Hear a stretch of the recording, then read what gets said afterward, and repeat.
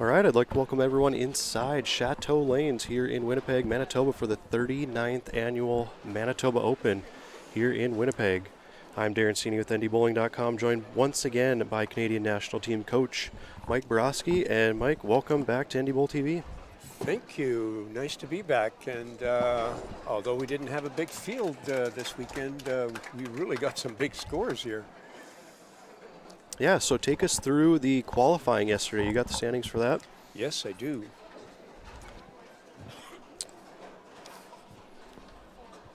The qualifying one there, I believe Michael Schmidt was our top qualifier, correct? He certainly was, and he really did an incredible job. He 22-17 for his 10-game block, 217 pins over. And the closest to him was T.J. Howard. And Austin Descharmes, our local, finished third. And Michael Michaela, who's done extremely well today, he's definitely going to be the leader.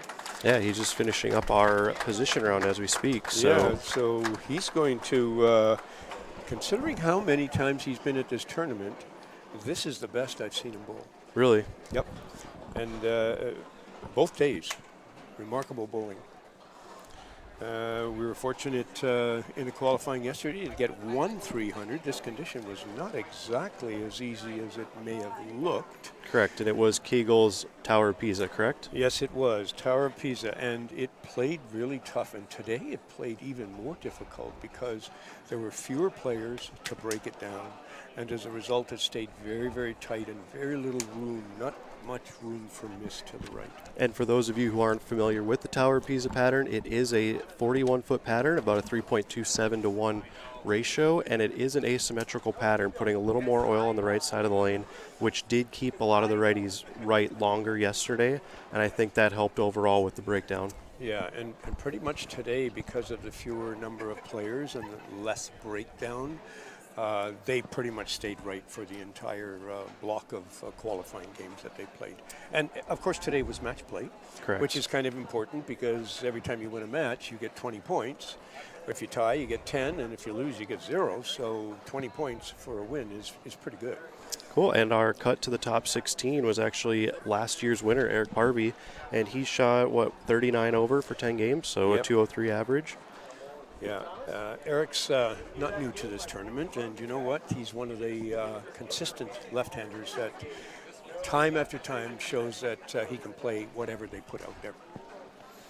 And now going forward to our show here, we don't have the official tally, but I do believe it's going to be a Wade Scott and Thomas Wolfe opening match here on 17 and 18. And then it would be followed by Michael Schmidt, 6-time winner, in the 3 spot. And then Liam Naylor, I believe, is the number 2, and Michael Michaela is the 1. That is unofficial. They are tallying the scores as we speak. Thomas Wolfe was the 7 going into the position round. He did defeat Jeremiah Smith. And then Wade Scott defeated Dan Tarek to win his match. And then Eric Harvey had a 169 against Michael Schmidt, and he was the one that fell out. So I believe that's what's going to happen here. Yeah, we'll know in a few minutes. They're just double checking all the scores.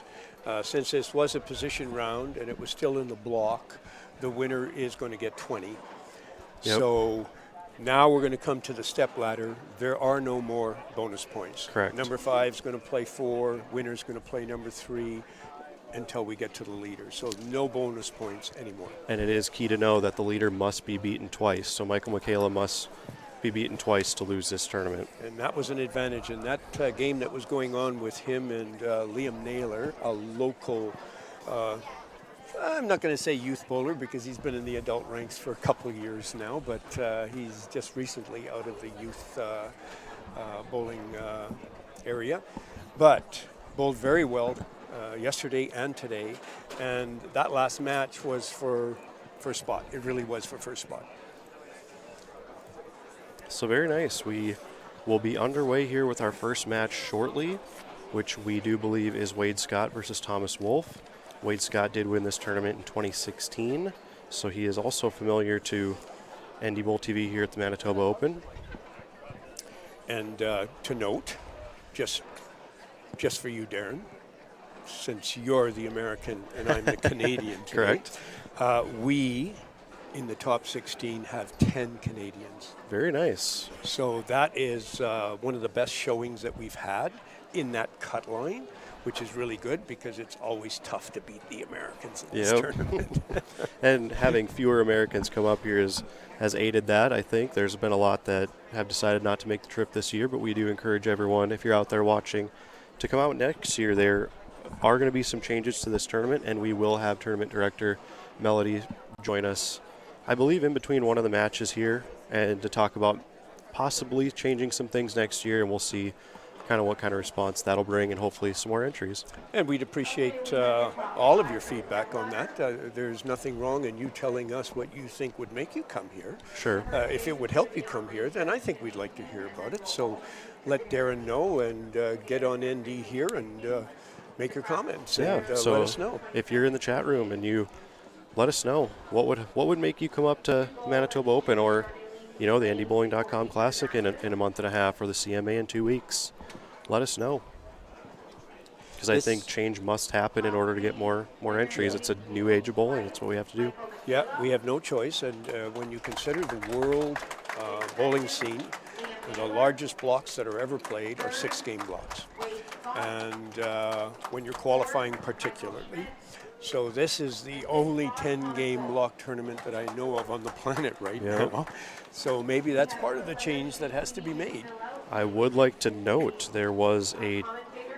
we were a little different on our scores. They just announced the top 5, and the first match will actually be Thomas Wolfe versus Michael Schmidt, 6-time champion in the first match. Wade Scott actually got to the 3 spot. So Michael had a very tough last game there in that position round, and it dropped him down. So now what are we going to do? I know Melody did say, well, one of them bowled on 17 and 18. One bowled on 15 and 16. So which pair are we going to start on? 17 and 18? I suppose the higher seed you should really go. Yeah. But we will be rotating between 15, 16, 17, and 18. So between each match, we'll have to move our cameras. Again, if you're in the chat room, please stop in, say hi, let us know where you're watching from. And if you could, please hit that subscribe button. We are on a mission to reach 1,000 subscribers here on NDBowltv this season, and we believe are about 860. So we need about 140 more to reach 1,000 subscribers. So wow, that's incredible. Let your friends know we're on a mission this season to hit that. So, and that earthquake was compliments of Jeremiah Smith. Rolling his bowling balls. Yeah, his bag tipped over. And yeah. So they're trying to make the decision on the player placement now. Just a reminder, this year's entry was probably the lowest entry we had. It was 46 entries. And I know that Chateau Lanes and the organizers are going to do everything that they can to maintain the level of competition that this tournament has always had for not only Canada, but Canada-US as well. And we've always had a tremendous amount of competition between the level of players in both countries. yes. It was, as time goes on, you'll find that a lot of the players that normally would be here maybe at other tournaments. For example, we have some locals that would normally be here, but they're on the Pro Tour right now. So with changes in their schedule, we lose some of those players. And this tournament has always had a very high calling to the people that are at a very high level. Yep, and I would agree with you there. I know a few years ago we had quite the talent level bowling this tournament who are now bowling on tour. So yes, and there's quite a few of them, that's for sure. All right, we got our final standings, at least for everyone who did not make the show. And on 17 and 18 will be that first match, which will be Michael Schmidt and Thomas Wolfe. Not making the show, Dan Tarek finished in 6th. Eric Parvey, last year's champion, in 7th. Adam Peters in 8th. Reed Newbigin in 9th, who also shot 300 yesterday to take home a $1,200 bonus, which is $300 every year, which hasn't been won in 3 years. So now this year it was $1,200, and he took home that prize yesterday. And I should add, he is still one of our youth senior players. Yes. So very good talent there. Incredible showing. In 10th is Daniel Skitt, In 11th is Sean Coots. 12th, Jeremiah Smith. 13th, Austin Ducharme. 14th, Mike Larson. 15th was our lone female to make the cut, Monique Lee. And 16th, TJ Howard. That rounds out our top 16 to make the cut to Sunday's action, which the bottom spot did pay $330, and 6th was $570. So a good balance there. Yes. And for those people that are always entering these tournaments, and of course trying to make the cut because the money is in the cut, and this tournament has always been set up with a 10-game block and one cut, and that's all there is. And maybe some of the changes that will come next year might include multiple entries. Yep, and Melody will join us shortly. And she'll talk about those things. Yep, probably right after this match, and we'll talk to her. Let's get to know our first two players. Let's start with Michael Schmidt. He is no stranger. He does hold 7 NDBowling.com major titles. He is the record holder for that. He has won 2 Kubica AMF World Cup titles. 2010 Men's World Champion. And many others, he does say. He is single, loves dogs, 39 years old, high series of 837. He has got 38 300s. 6-time winner here at the Open. So that's incredible. Once again, welcome Michael Schmidt. I do believe his last win, he ran the ladder too, his 6th win. He did. Here on NDBowltv. Yep, he did. And his opponent, Thomas Wolfe out of Bismarck, age 34. He's got 23 300 games and an 848. This is his first time making the top 5 here at the Manitoba Open. He has finished 2nd at the KFYR and 2nd at the NDBowling.com Classic, so he does not have a major. He does have 2 kids, Axel and Tatum, and loves golf, cornhole, and cars. So welcome, Thomas. We have seen him before on NDBowltv, I believe, down at the NDBowling.com Classic.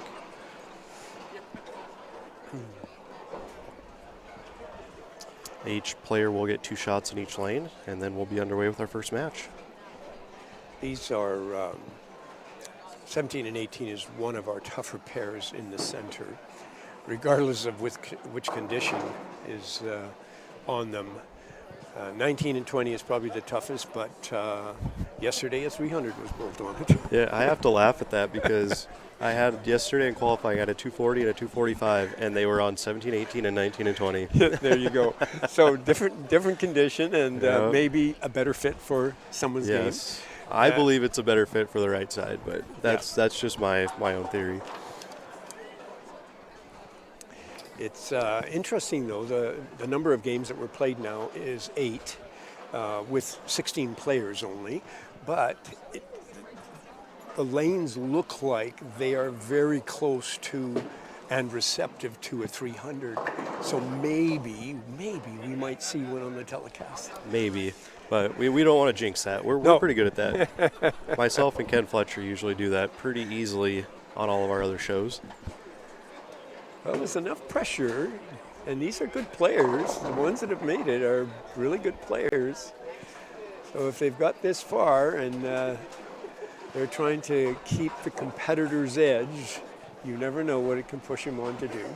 Shout out to Matt Smallin in our chat room. Did miss you this weekend. Hope all is well back home.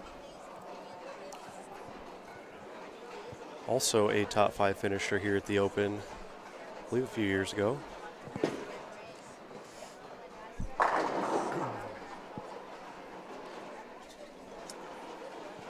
So while they're taking their warm-ups,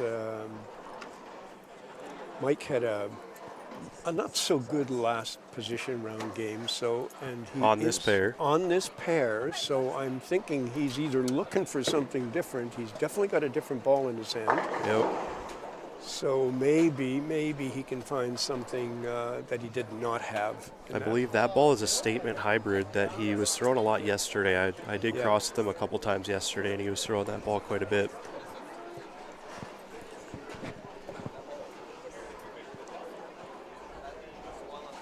All right, looks like we are just about ready. Underway. Michael will get us started on the left lane.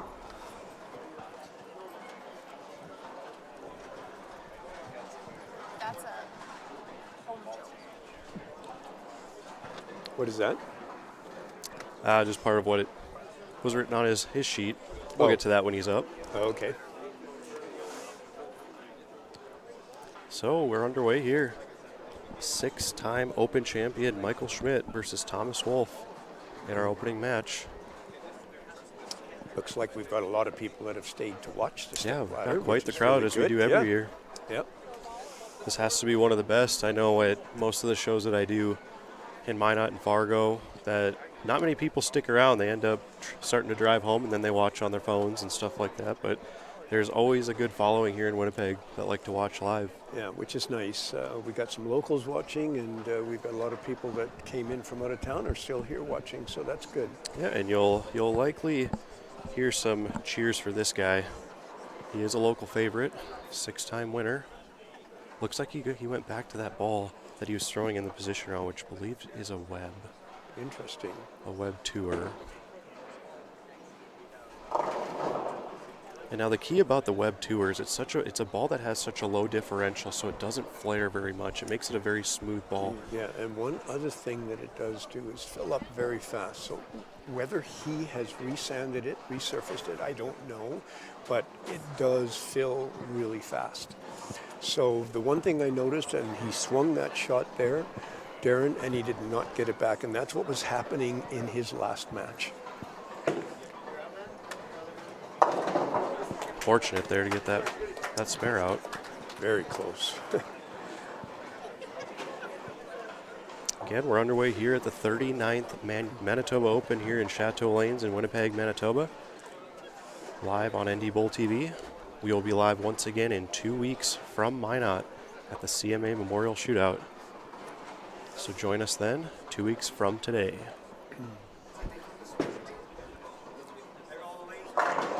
Good shot there. That's the new Alpha Jackal, I believe, from Motive.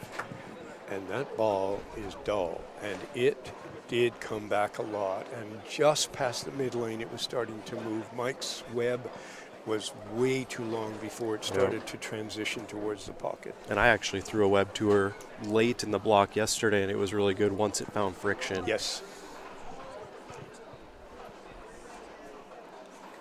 Thomas throws a really nice ball. Yeah, it's only a matter of time before Thomas wins one of these, whether it be here or one of the others, but he's come so close.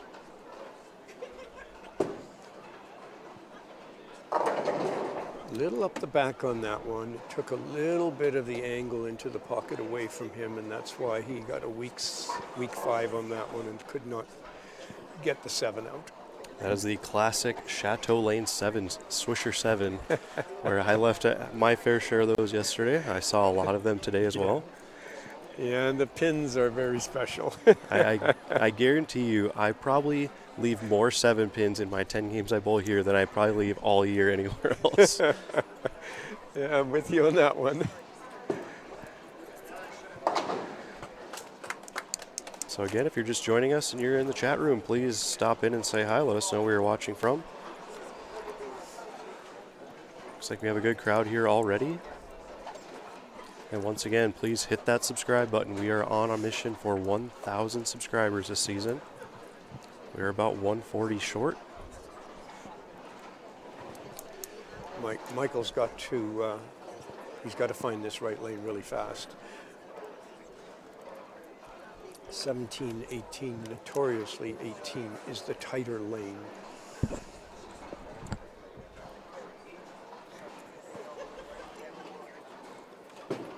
Sticking with the web. Late movement. There we go, little Swisher 7. Yeah, another 7. Absolutely, just laid a little bit behind. When you're doing steps, though, Darren, they got to grind it a little bit. They can't give it away, so you can't go looking for something that's going to get you in trouble either, right? Yep.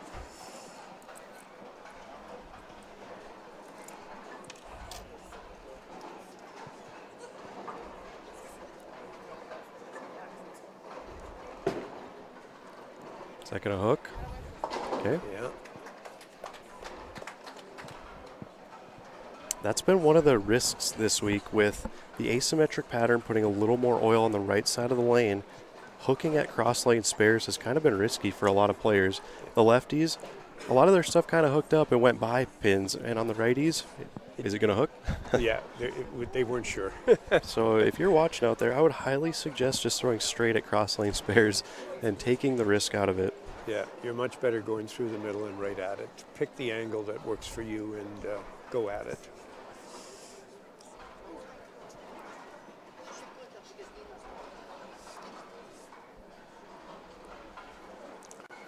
This is as tight as I see Michael play for the weekend. That's left. You'll have to let me know before we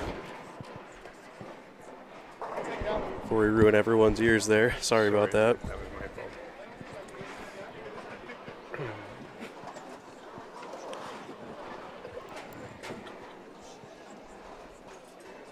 If you have to, just twist that one right there, all the way left, and then you're muted.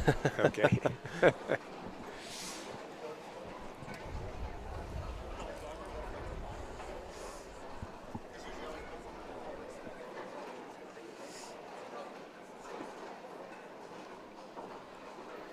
It's Not an easy that easy a spare to spare. chop right here. Yeah, this exactly.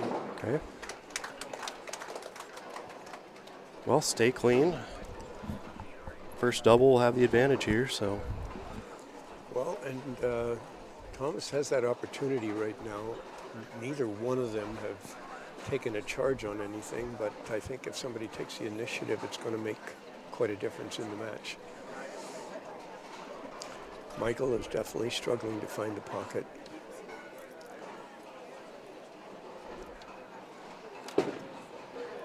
Looks okay if it hooks. Yep. Good ball. Just enough to get the 10 out. Just enough. See, and that's always the thing here in Chateau Lanes is where you always want to get enough of the head pin to get the 10 out because the balls usually roll up a little flatter. And if you hit in that swisher zone, you risk the 7 pin. So it's always a little game you got to play out here. Yeah.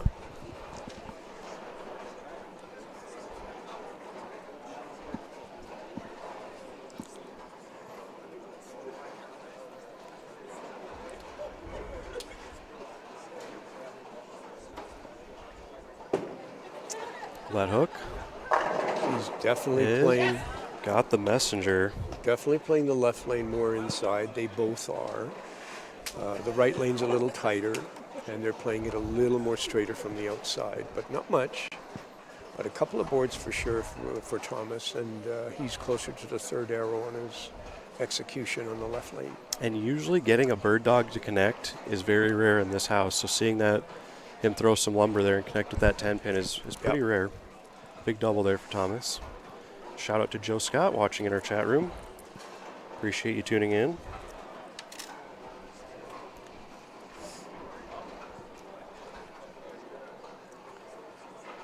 Michael will have to take some initiative here, or this is going to be very difficult for him.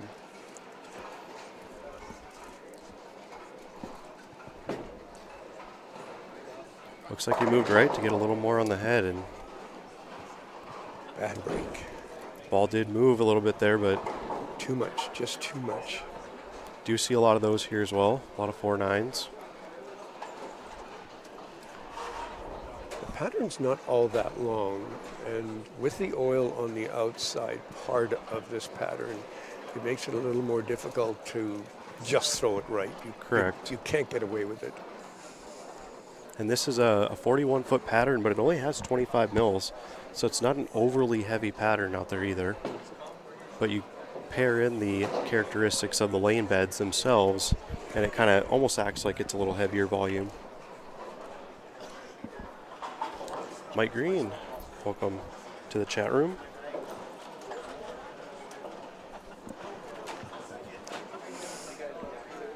Okay, we are now in the 5th frame of our opening match. The winner will take on 2016 champion Wade Scott.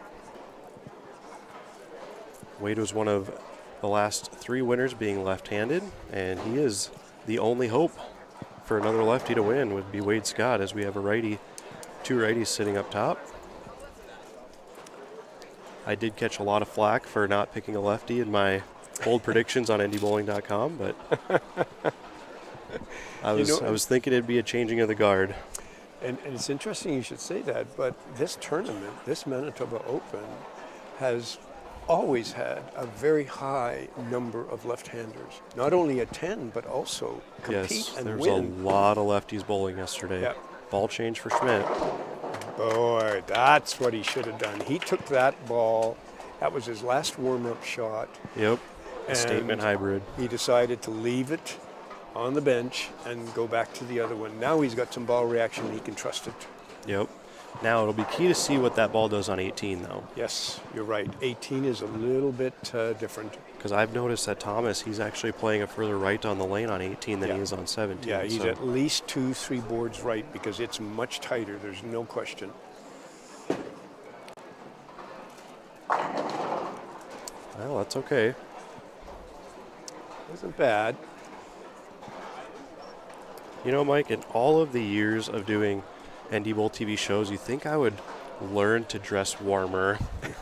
Every show I feel like I'm so cold standing back here. I could be wearing my gloves. Right? Now, for all of you bowlers that bowl in leagues, the one thing you don't want it to be is hot while you're bowling. Correct. So, of course, the heat is never really turned up And really, too high. if you're bowling right now, this is a good temperature. This is perfect for bowling, but it's not for standing and commentating. Yeah, if you're going to be a spectator out at the lanes, make sure you dress warmly, and it doesn't matter what time of year it is, because we do shows in the summer, and I am freezing. Because the air conditioning is Correct. turned up to keep the temperature proper for bowling, right? So always very dress true. warm if you're a spectator. Yeah. I do see a lot of people still wearing their winter jackets at the moment. Yeah, it's my pro shop is cool. In fact, I have my heater on right now. Thomas Wolfe now up in the 6th. Looking pretty solid so far.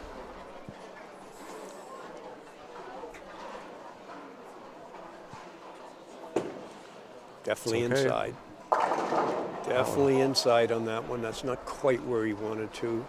I have a feeling on his stance there, he moved a board to the right off the last spot I had on him. And it looked to me that made the difference. It just picked up a little bit early for him. This 17, the left lane definitely picks up a little bit sooner than And the right. again, he's throwing one of the more aggressive balls Very. for Motive, so brand new release.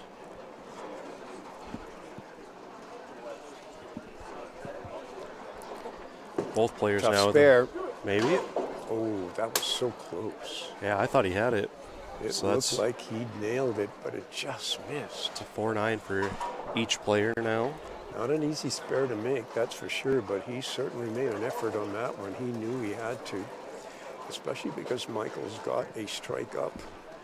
And if he hits this one and doubles, then we're back to an even game. So big shot here for Schmidt. Looks like he's sticking with that statement hybrid.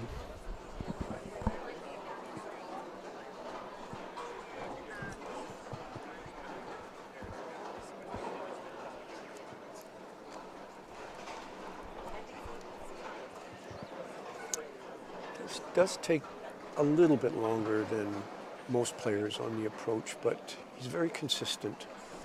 And I think that's what matters. Really rolled that one off his hand, and Oh, it showed out yeah. on the lane.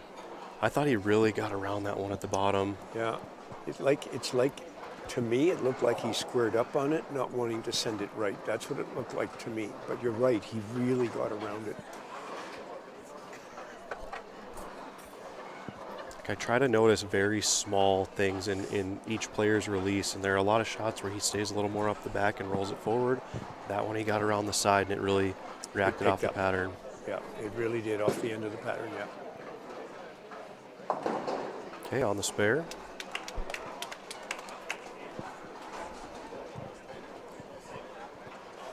Looks like we now have a 12-pin match.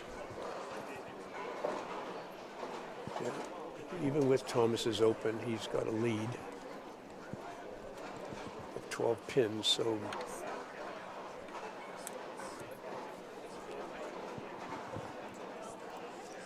it looks like Michael has this left lane, and I think he's going to have to look to change something on the right lane. And now this is the lane that hooked up on Thomas, so It's true. see if there's any changes. He swung it. He's got lots of room. I think if he takes that example right there and uses it, say, hey, it'll give him some trust because he knows this ball that he's picked out and using right now has some room. The other one, he did not. He did not have any room right off his hand. So he's got to trust it on the left lane, even though it's a little bit tighter. Thomas here has to clear his mind after that 4-9 and make a confident shot. He's definitely moved left off his last shot. And he might have to move left a little more. That was really high, but he carried it. That was a good strike. So what do you think he's going to change here on 17? Well, I think he has to move his feet left. I think he just didn't have it left enough. Sure. So a big shot here. He does have to finish on 17, so this is a big shot for more than one reason. Yep. Yeah, he's definitely left with his feet. He's moved at least 2 boards left from his last shot.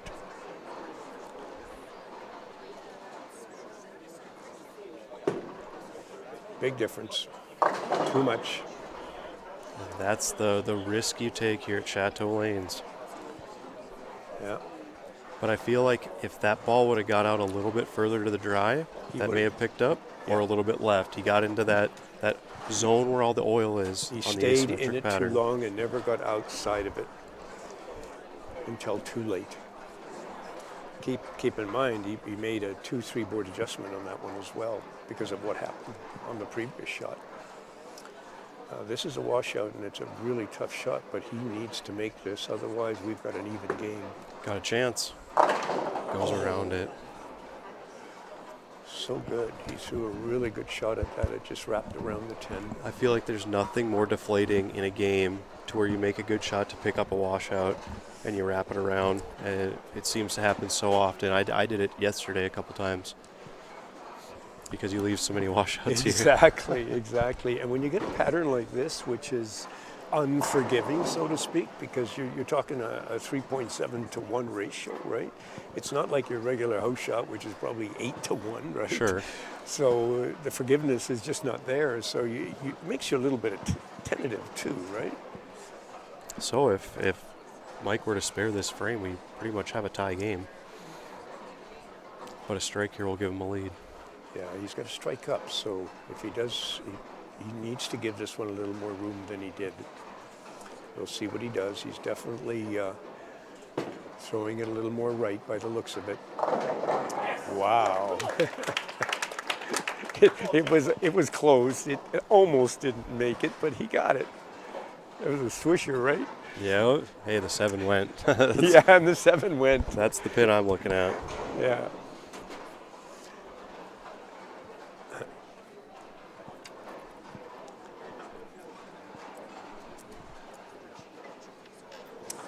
Well, you're dealing with lane conditions, you're dealing with different people playing on them, and you're dealing with the lane beds themselves. Yes. So when you talk about the topography of the lane, they're unique in themselves. So you put oil patterns on top of them, and then bowlers move the oil around, and this is what you get. It's subtly different, right? Yep. Oh, big shot here. Chance to make that lead 20. Oh, that looks good. Oh. And the messenger fell off the back of the That was of the a lane. solid hit. Very good hit. I'm very impressed with Michael's demeanor right now. That would normally really lose it for him because that was an exceptional shot, and he did not get it. But he's keeping his cool, and that's really good. And it's important he does that. And also to note now, that leaves Michael with a 202 possibility. Thomas can strike out for 203, so Thomas actually has a chance here to shut this match down. You're right. He needed this hit to kind of close the door. He does pick up the spare. Well, Thomas has ball in hand here. They're both pretty good spare shooters. There's no question. Their games are at a very high level, and they know that spares matter. So And most of the time they are looking at single pins, but you know, you get washouts and you get splits, and you got to learn how to make them too. So here we are, Thomas Wolfe. This appears to be his better lane, and if he can get this one, he'll have to go over to lane 17. It's been a problem for him. Somehow try to put together 3 strikes. He's got movement. Oh, got 7 out there. He's playing that one tighter, and it's helping him play the swing shot area to the right. Now this first strike, I believe, is the most important here. That'll catch him back up in the match, and then basically Michael has to match him. Yeah. So it's a matter of whether he's got some confidence in what change he's going to make. So he moved too much last time. It may have been a combination of moving a little bit too much left. I'm watching his feet right now. He's moved it back 1 board. Okay. He's back 1 board from his previous shot on this lane. So all things being equal, this should be flush. He's hit the target. Hooked up. It's just been tough for him. All he did was move the 1 board back, and the last time when he was 1 board more left, it did not make it back. Yeah, and the part we don't see is the little intricacies of the release. You just don't, you're not able to know what they're feeling, if they really catch it on the bottom or not. Yeah, he really got all of that one. Yeah, he sure did. Yeah, too much. It's one thing about this house is when a ball sees friction, it goes. Yeah. But it's hard to find it. Yeah. Well, give it a run. No. Never hooked. Bad break for Thomas. Bad break. He had a good tournament. Yeah, that's a 167. So just count here for Michael, and he will move on. Michael just needs a count. It's he came off a really, really good game, his last game in the position round, and it's tough to take because you're coming in with some good energy, but the pair didn't give him what he needed. And even though Mike was on this pair previously, he still had to work to line it up. Yep. It wasn't easy. He had to change the ball. And he will go on and take on Wade Scott over here on 15 and 16. And the last time Wade Scott was on our show, he actually won the title on 15 and 16 over Andy Mills. Oh, that's true. Just 3 years ago. So, and that'll make it official. So Michael Schmidt will move on. 6-time Open champion moves on to our quarterfinal against Wade Scott, 2016 champion. So first game of the steps, and Mike Schmidt has done it again, should we say. It's not over, of course, but he's done this more than once. Yeah, the last time he won, he did run the ladder, so. Yeah, so he's a pretty good player. He knows that if he can keep his cool and get lined up, he's got a chance.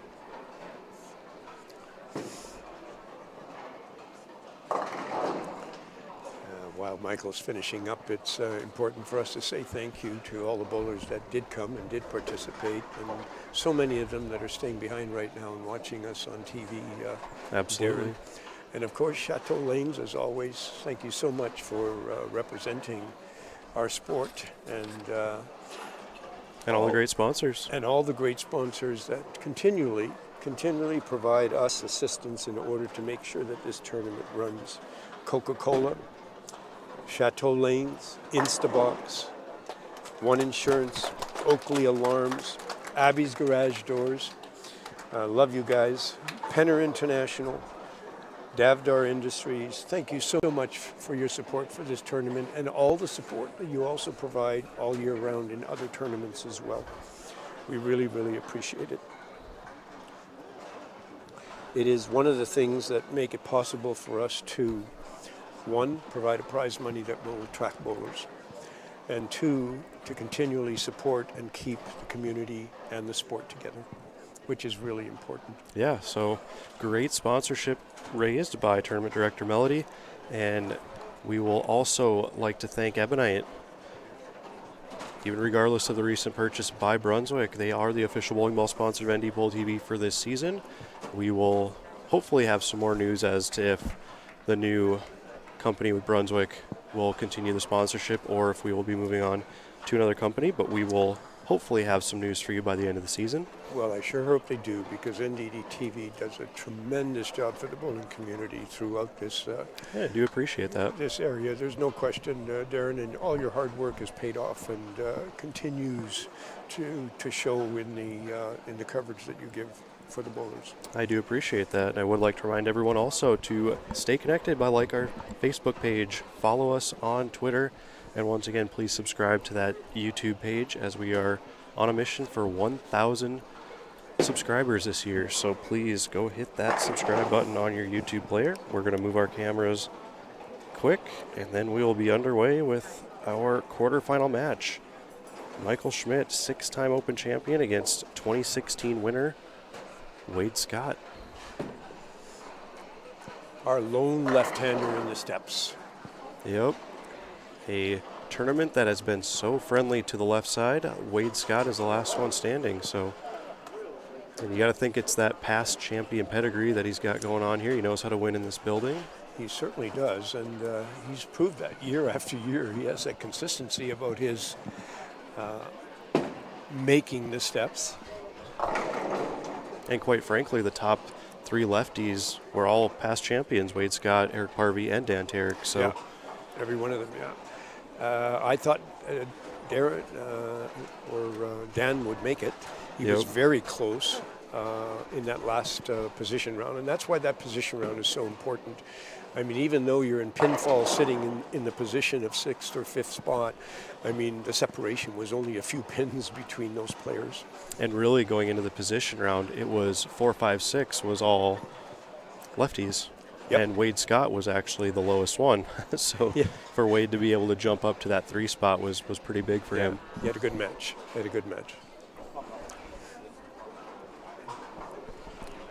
Now this pair is definitely a little looser and not as tricky as 17 and 18, but it is still one of the tougher pairs in the house. These 3, 15, 16, 17, 18, 19, 20, they are the toughest 3 pairs in the center.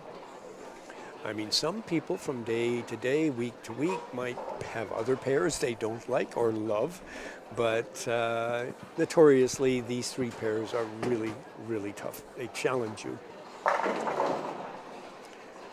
But we should see some higher scoring on this pair. If they get lined up, they're going to go to work on 15 and 16. That's for sure.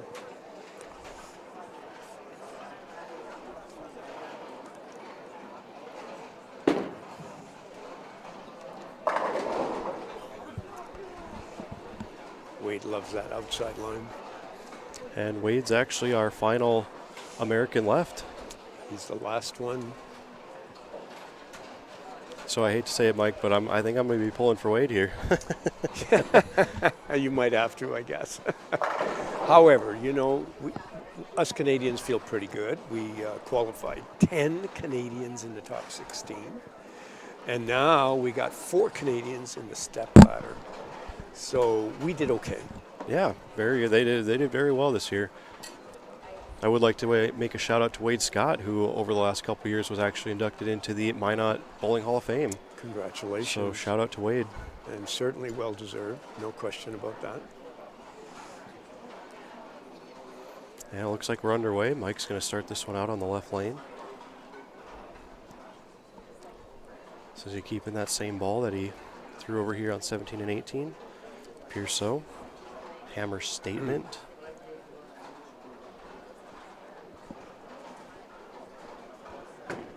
I think he feels like he's got some room. He's definitely throwing it with more confidence, that's for sure. And just 1 second, we'll get some scores up here for you. I just have to adjust the camera.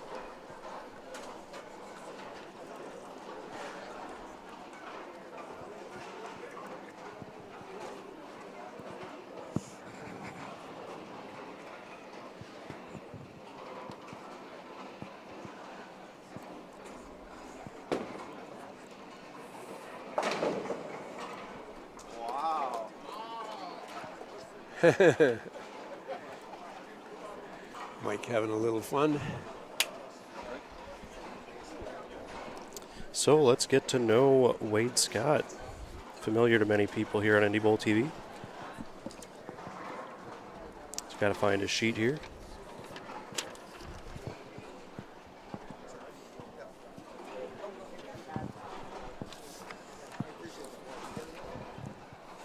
And Wade Scott out of Minot, age 52.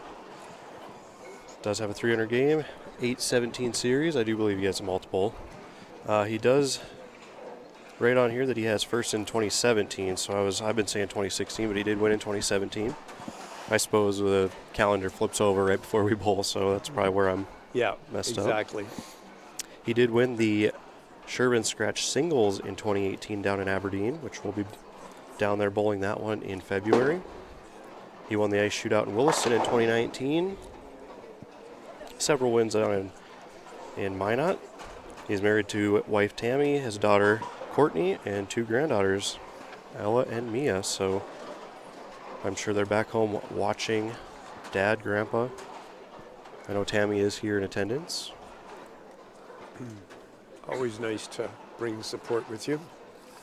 Joe, yes, we do move lanes. That's the one thing they do here at the Manitoba Open, mainly because the winner must be beaten twice, so they want to bowl on 2 different pairs. So then the winner of the previous match doesn't really hold an advantage going into the next match unless they win again.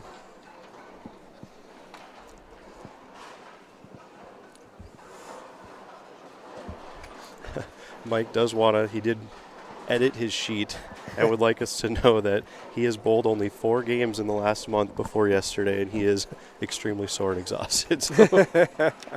So Michael Schmidt is not exactly in mid-season form. Well, he could have fooled us. He's in the steps. And big shout out to Nevin for joining us here in the chat room.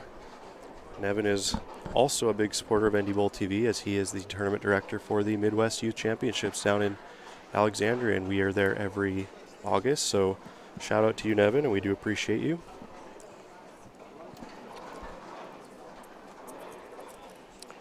Now this last ball of Wade's really jumped, so I'm not sure if that's a difference in the lane or where he was playing it. Ooh, kicks the 10 out there. Wow, that was close. Fortunate break. Very fortunate. Slaps Almost it off. 7-10. He's in good humor. I think he's putting everything in perspective and considering himself fortunate to be where he is. Correct. Since he's only bowled 4 games in the last month. Highly unusual for Mike. I do know that feeling. Yeah, it does feel a little tough.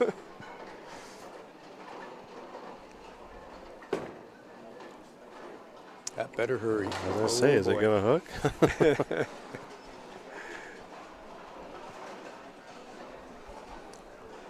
They're definitely playing this pair a little deeper, there's no question. So skid off the fronts must be a little bit different from 17 and 18.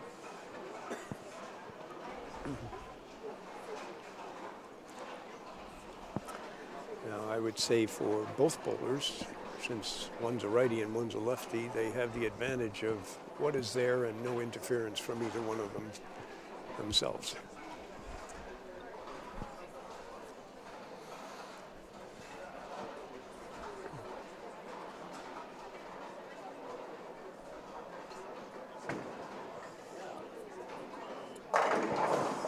Good shot there.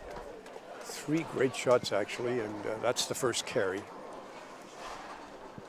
Not sure he changed anything on that. I couldn't tell by his foot position or stance.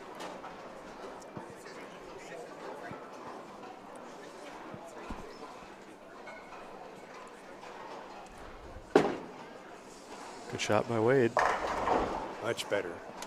Much better. That double will fill the hole. Henry Trutwin in the chat room. Thank you for joining us. Hopefully see you in 2 weeks up in Minot. I know it's a tournament you bowl often, so hopefully we'll see you there. And many of you that are watching, hopefully we'll see you out on the lanes in Minot. If not, we'll see you right here on NDBowltv as we will broadcast the finals live. It's got a hook. Sent that one a little wide.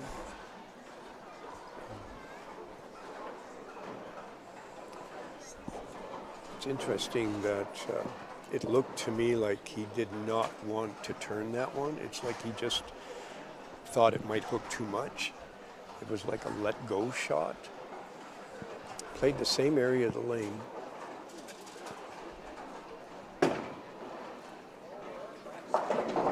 Yeah, that's a tough spare. You just don't know how the ball's going to hook in the middle of the lane. Exactly. And he probably hit that puddle, which is more on the right side of the Blocked it a lane bit, now. Yeah, yeah. And the ball just didn't roll like he expected it to. Especially for the lefties. Yep. Yeah. Just as many lefties as we had, they just don't have the same traffic. And if you're just joining us, they are bowling on Kegel's Tower of Pisa pattern. It is a 41-foot, 3.27 to 1 ratio pattern. It does have 25 mils, and it is an asymmetrical pattern where more of the oil is actually on the right side of the lane. It did help balance things out yesterday in the qualifying round. But it really did. There's a lot of different things you got to watch out for, such as hooking cross lane at certain spares. Yeah, and it does depend on who you're crossing with each game, but what I thought is that it really held up really well for 10 games. Yeah, I agree. I feel like I was farther right than I've ever been here come game 10. Yeah. Normally, they're in front of the ball return with past conditions that we've played in the 10-game block. The righties are almost always in front of the ball return and arcing it from the fifth arrow right, and none of that was going on.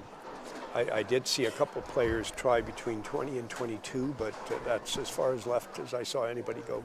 And I actually found myself moving right games 6, 7, and 8 as that track area started to burn. Yep. And they pushed a little more oil down lane. I was actually able to find something playing a little further right.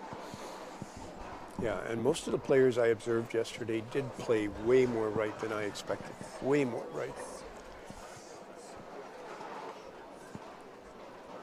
So Schmidt now up in the fifth. Does have an early lead in this match, following the open there in the fourth from Wade Scott. He could seal the deal with a... And oh my. Again, fortunate to get that 7 out. The It's number two. of That's 710s that I have seen in this center this year has been absolutely amazing. And even this weekend, in watching some of the people bowling, I mean, good pocket hits that weren't behind the head, but leaving 710s. And Nevin says a nice apparel EFX jersey that he's wearing, yes. Hey, Nevin, why don't you talk to the EFX guys? Get us hooked up here at NDBowltv as well. I do wear EFX stuff, so I do support their products. We're always looking for sponsors, so any of you out there, we do have an email listed below in the player if you have any business inquiries. Wade Scott up now in the fifth, looking to right the ship a little bit. Good shot. Now he's got to figure out lane 15. Yeah, he really does. I think he let that ball go. Right, I think it was more so of just a bad shot. Yeah.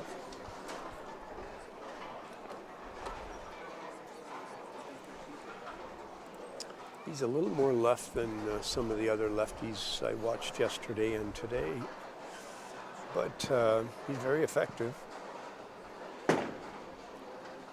It's a better shot. Still didn't quite get up the hill, so maybe there is something on 15 we're not seeing on the left side there. Yeah, it looks like he's got to take the line and bring it in a little bit.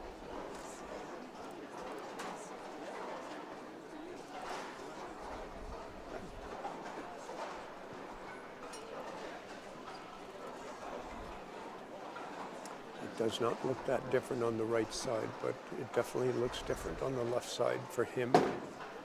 That left lane is playing way tighter. Again, our winner here will take on Liam Naylor on 17 and 18, and then Michael Michaela is our top seed. Both players making their NDBowltv debut, I believe. I don't know if we've seen Michael on our show. I know we haven't seen Liam yet.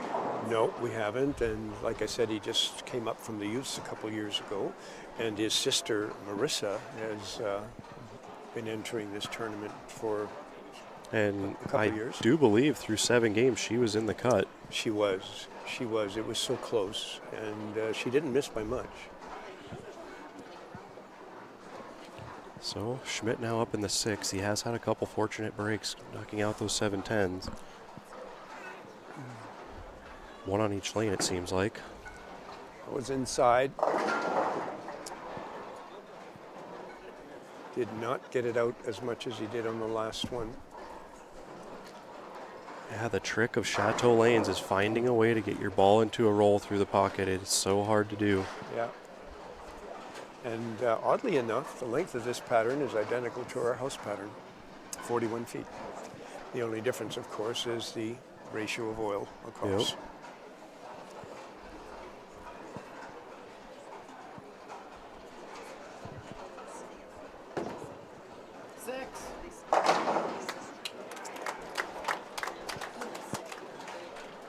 Good spare.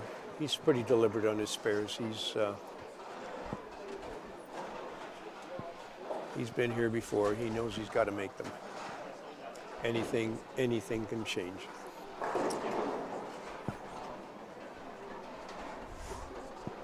Speaking of Liam Naylor coming up, this might give him some bragging rights with his sister Marissa, who is a international medalist, and he is not. They're both Canadian champions, by the way, in the 10-pin bowling. But his sister's got one up on him, so this might be a good one for him. Yeah, nice little punch back. Yeah. Sibling rivalry. Look out. Oh, it didn't get fortunate this time. I don't know if he stuck or slipped there, but that was definitely much slower. I know in years past, Michael has always had a problem near the seams, and I know he's not sliding close to that yet, but always something to watch for when he bowls here. Yeah. Yeah, we, as a matter of fact, I still remember, if it wasn't last year, it was the year before, where we had a leg problem, and he actually lost the second last match because of it, because he stuck. Yep. And for those of you who aren't familiar, most bowling centers these days actually have the panels go all the way to the end of the gutters, where here at Chateau Lanes it actually stops at board 1 on each side. There's actually a seam where the panels are put together, and when you slide over it, you actually slide a little different with that little seam there. So yeah, it can grab really bad sometime. Maybe Good. get there. Good looking shot. I'll tell you, he's got this right lane nailed. So here's a rule we have as coaches at any level, whether it's local or national or international. Bowlers that come to this level and get to the top 5, they're all good. They're all good in their own right. So when something happens and it's twice in a row and it's still bad, the rule is it's not just you. Make the adjustment. Correct. He's nailing the right lane. He has to do something on that left lane. And it looks like he is. did. It looks like he made an adjustment. Which is good, because he's actually got to bowl the 10th frame over there. Yeah, so. he has no choice. Yeah. And with that shot, it actually gave him a slight edge here. So Yeah, and it'll give him some confidence in the 10th because of it. shout out to Noel Bostick from sunny Florida. Thank you for joining us in the chat room. Do appreciate that. So when you're playing to score and competing, remember it's tactical. Keep making the observations and make the adjustments. Trust your game. No matter which one you brought with you today, it is what it is.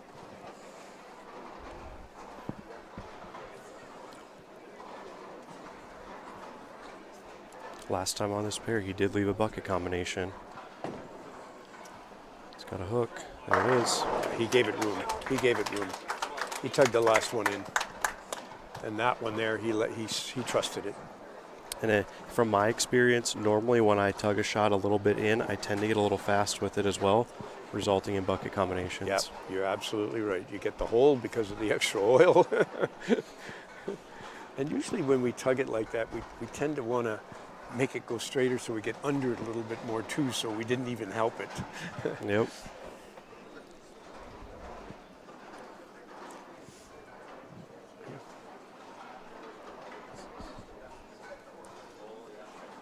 Wade's not out of it. Wade's found something now. Right, and if they both strike out, Wade wins this one by 1. Absolutely. So big shot here for Mike. Very big shot for Mike.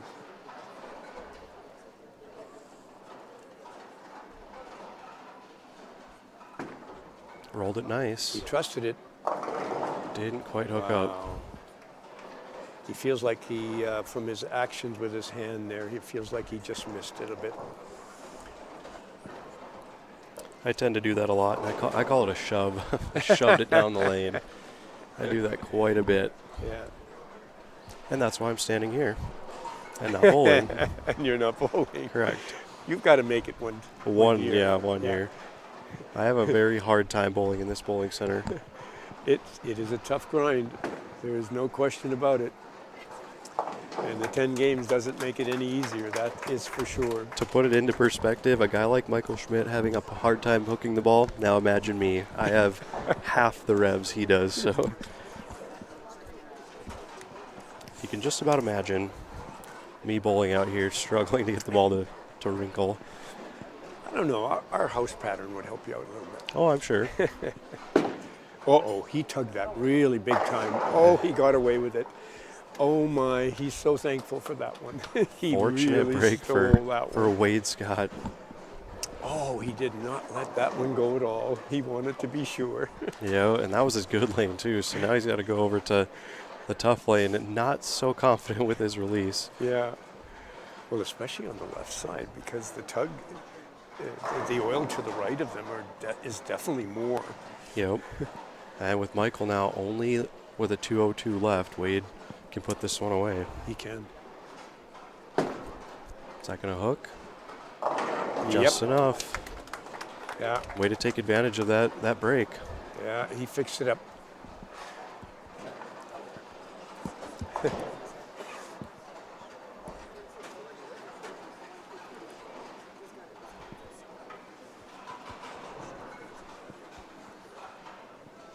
So Wade still needs some good count. Yeah, count's important to him.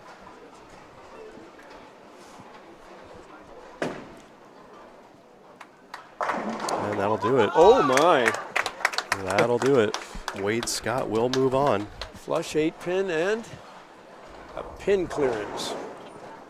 So 2017 champion Wade Scott will keep the lefty dream alive as he will take on Liam Naylor on 17 and 18 in our semifinal. Michael will take home what appears to be, $700 for fourth? Good weekend for him. Oh my. And does Wade think it is over. I don't know if Wade thinks he lost it there, but it is over. It is over, yeah. And the guys down there are kind of laughing because I think they were trying to mess with him a little bit, but he is good. He did win it. Oh, Wade. I think Wade thought he lost it there. Yeah, he wasn't keeping as close a count as we were, I guess. Well, when your head in the game is that much, Yep. you really, the left brain is not really working and calculating properly. Because if Michael actually had a strike up in the ninth, it'd be a different story. Yeah, so absolutely, yeah. Well, Mike's just going to go through the motions here and finish off the 10th frame. So he didn't look like he had all his game with him. And as he admitted, it's physical. It's just not enough games. So he's a little worn out, but still respectable. And no surprise, in spite of the fact that he didn't get much bowling time prior to this tournament, he bowls at a very high level. And the fact that he's a world champion twice speaks for itself. yeah, World Cup champion, 7-time NDBowling.com major winner, including 6 here at the Open. Fantastic resume, and we'll be seeing him again. Yeah, he slipped again. Not sure what that is, but Well, he'll be on the spare here, and that'll do it. Wade Scott will move on to take on Liam Naylor in our semifinal match. We'd like to remind everyone that Ebonite is the official bowling ball sponsor of NDBowltv, at least for this season. We'll see what happens going forward. And Also, for those people that have not seen Liam Naylor bowl before, you want to see a backswing that's unbelievable. I yeah, mean, we're we'll see talking him. pure vertical. We'll in see the him backswing. here in a second. Also, like our Facebook page, follow us on Twitter, and please subscribe to that YouTube page. We're on our way to 1,000 subscribers. That is our goal this season, so please help us by hitting the subscribe button. It is free. And we are going to quickly move our cameras, so if you'll give us just one moment, we'll move them back over to the left.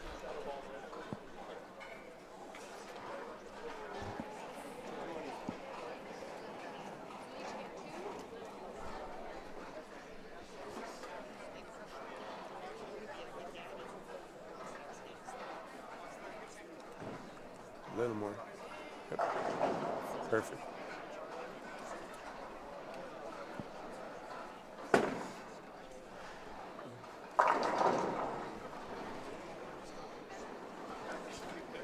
And once again, each player will get 2 shots on each lane. This is our first look at Liam. Let's get to know him. He is out of Winnipeg. He's a local, age 24, high game of 300, high series of 750. He's never made the top 5. First in city champion, 4 youth nationals he's bowled in, so good start for Liam in his early bowling career. 24 years old and already here in the finals. Yeah, that says a lot, actually, because there's a lot of good players in this tournament. Pretty tall order for Liam to face a past champion in his first ever bout in the stepladder, but Now, the one thing we know what the right side is doing, but we haven't seen exactly what the left side is like on this pair. We know 17 and 18 is a little bit tougher, and lane 18 is definitely a little tighter for the right-handers, but Wade may have an advantage here. He may have 2 equal pairs. right. So we won't know until he does both warm-ups, so I'm watching very carefully. Liam will not be aware of the difference until he gets to lane 17. So right now, he has not been throwing the ball for a little while. He may have had some warm-ups going on down at a lane that they let the bowlers waiting use. But he hasn't thrown on this pair for quite a while.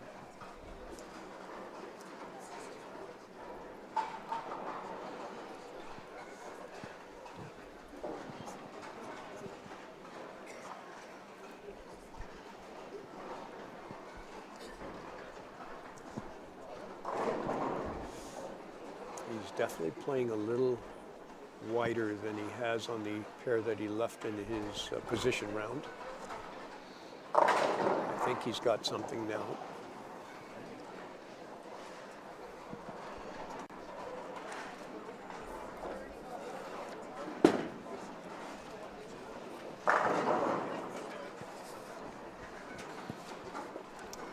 And Michael Michaela is out of Thunder Bay, so our final local here is Liam. So I'm going to assume that a majority in the building are probably going to be cheering for Liam. I'm guessing that that's probably right. We still have a fair number of spectators here, which is very impressive. Tug that. Yeah, I think he's noticing a little difference there. As if you recall that first match between Thomas and Mike. Yep. So I don't think he's going to realize the difference until he gets into about 3 or 4 frames, and then he's going to realize it's not him. Us coaches locally teach them the same thing. If it happens twice in a row and it's still bad, make the adjustment, and as long as he's playing tactical, he'll be okay. By the looks of the stance that I observed Wade on both lanes, he's standing in the same place. I cannot see a difference with his feet right now, but we'll see what happens as the frames go along. For those of you watching, it is typical for most players playing at this level to try and line up their pair in 4 frames. keep in mind, they've had 2 warm-ups in each lane. So technically, they should be lined up. And now it would be a note here where if Wade were to win this match, he's got the early advantage going back to 15 and 16, having already seen that pair. Yeah, and he knows how he's got to play it now. He's figured out lane 15, so you're absolutely right.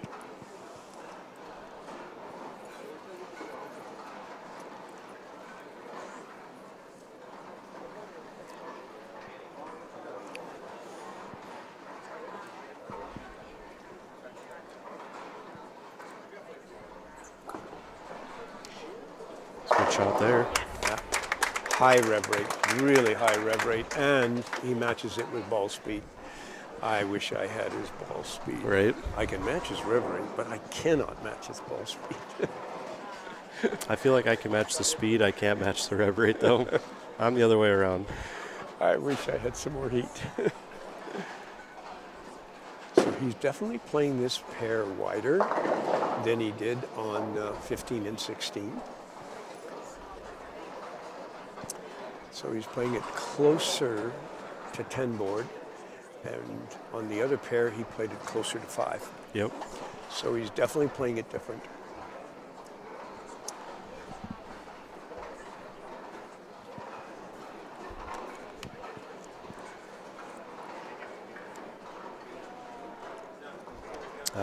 This is our semifinal, so those of you watching, the tournament leader at the moment is Michael Michaela waiting in the wings.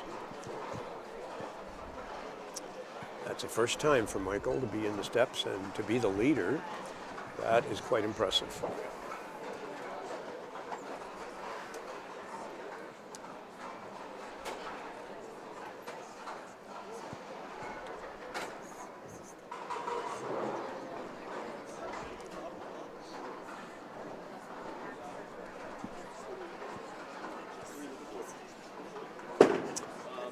Definitely playing 8 board. That's better. I think he just had a bad release on that one on the right lane, but we'll see. Maybe it's playing a little bit different for him, just like it is for the righties. I'm not sure. This is where Liam has got to be very observant, because he took his first warm-ups on 18 and his last warm-ups on 17. So he's got 17 lined up. But does he remember what happened? Right. In his warm-ups, and has he made an adjustment accordingly? Right, because he's taken theoretically 3 shots on 17 since then. Yeah, he is definitely playing tighter on 18.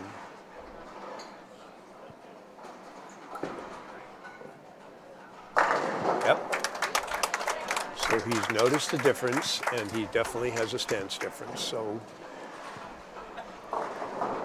You know, anytime you can walk on to a final set through your first 2 strikes, kind of ease the nerves a little bit. yeah, You're not wasting frames trying to figure out the pair. Now you can just go into overdrive here. yeah. So now it's just to execute. So there's no mental pressure here. You feel more comfortable.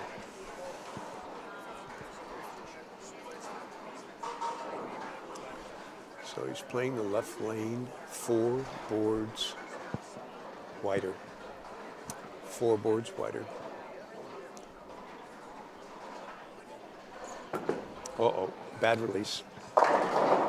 Bad release. All right, left to makeable at least. Double dribble. He's got a really sore thumb for some reason. I'm not sure why, but Well, it's a lot of bowling. it's a lot of bowling. Yeah, it is a lot of bowling in 2 days, that's for sure. And he doesn't bowl that much Right. during the week. So he bowls once a week. That's 3 games. And it's just not enough. Yeah, and he's on current game number 19 for him. yep. And that's not counting practice, so. Exactly. Throwing a Motive Venom ball, one of the Yep. Venom lines. He is definitely a Motive fan, there is no question, and has been sponsored by Motive. Not lately, but has been in the past sponsored by Motive. He does like their bowling balls. Wade obviously throwing a lot of Brunswick stuff. It's probably the only stuff I've ever seen him throw. Yeah. Has Well, had with quite a bit what's of happened in the success. industry, that's not a bad move. Yeah, he's now part of us, so. Yeah. I do believe that's a prism he is throwing, isn't it? Or is it? Is that the ball he had?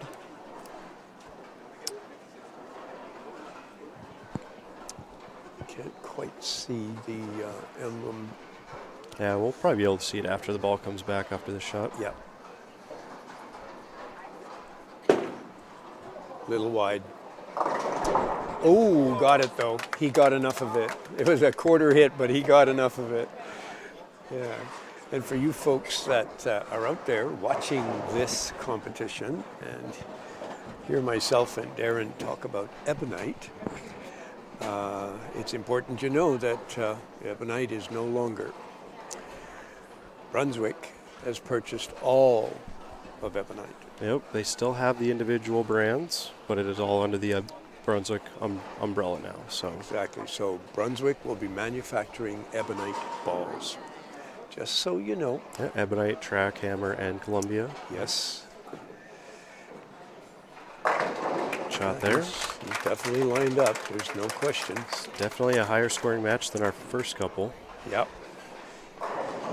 If it wasn't for the bad release that he had on the previous frame, I think he'd be sheet right now. So let's see what he does on this left lane.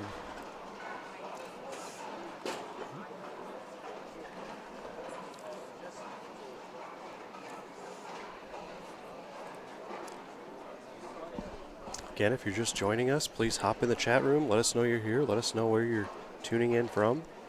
And hit that subscribe button in your YouTube player down below. That does help us quite a bit.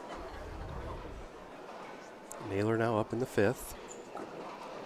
Looks like a good shot if it hooks. Yep. He's got quite the following here.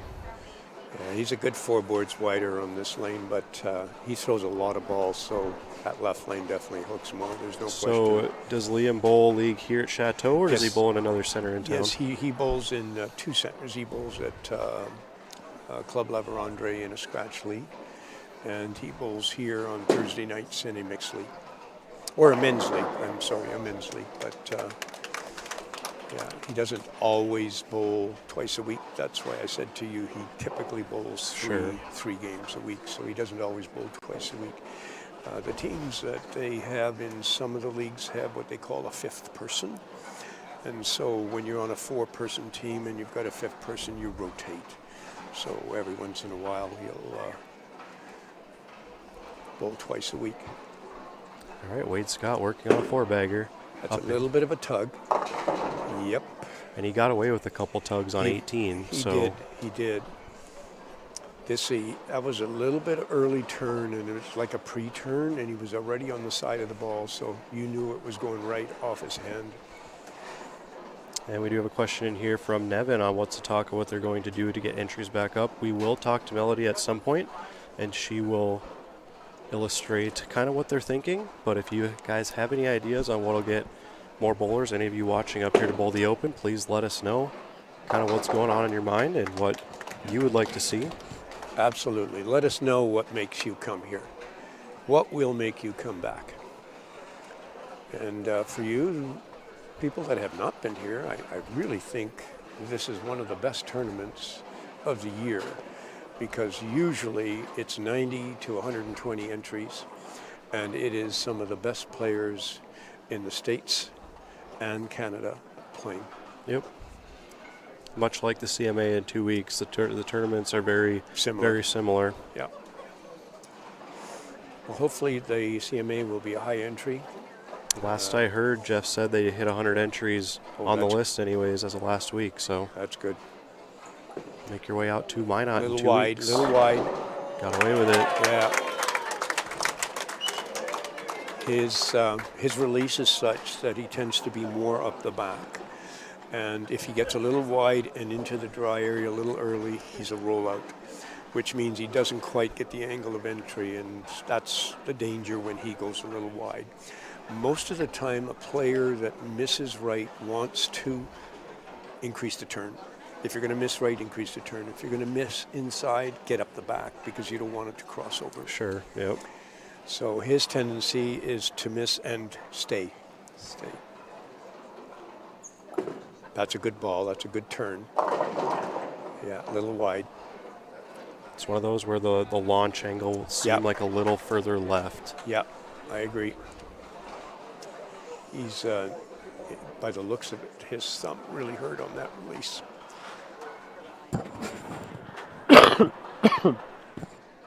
Yeah. I forgot. Sorry to those out there. Just getting over a cold. That seems like everyone has been. That's going to have to move. Yeah. Good pick up. That's a good spare.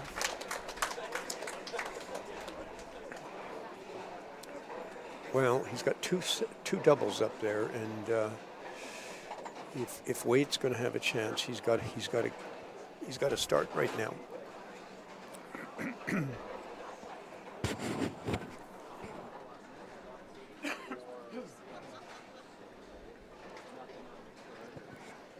Okay, Wade Scott now up in the seventh.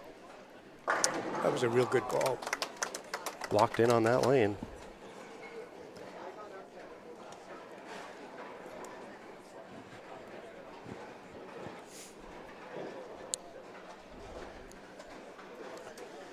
Got a pretty close match here. We really do. It's just one pin, but Wade's got that strike up.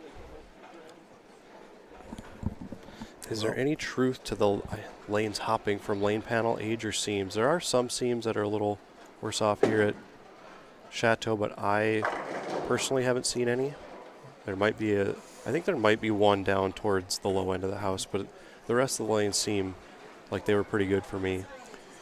Yeah, the only place I've seen the seam problem is on the front panels. Yep, the very front.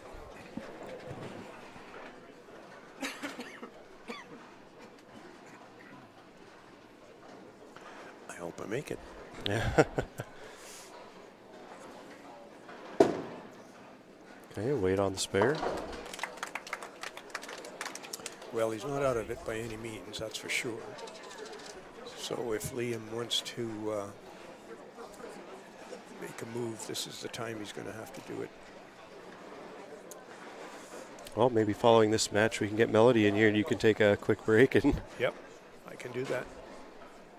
So once we finish this match, I'll have you go find her. I will.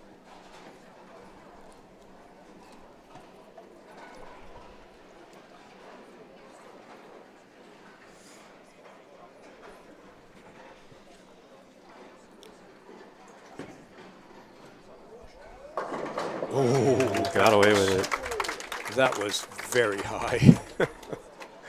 He got away with that one.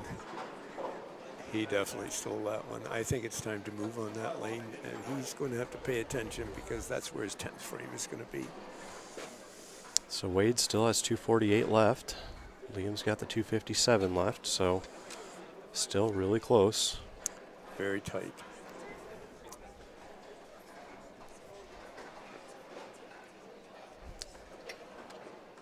Seems like neither one of them have the left lane right now.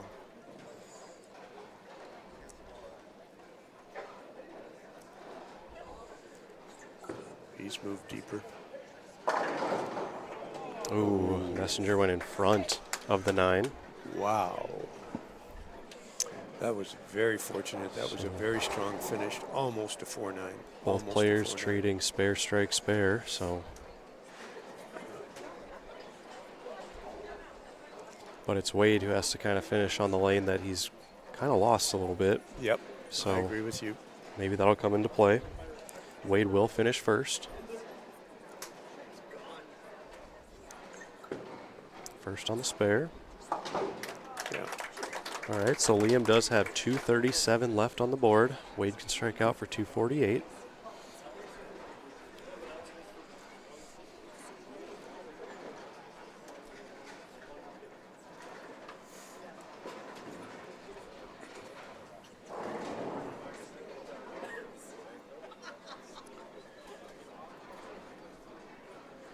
This is definitely his good lane, so looks like to me he moved a little bit right.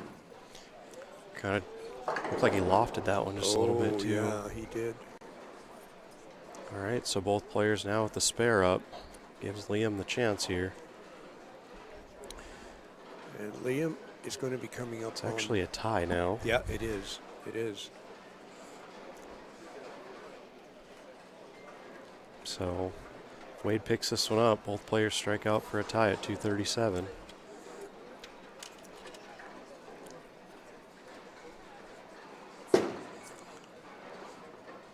Yeah, he's too good a player to miss that under this condition. So if he can get this left lane figured out.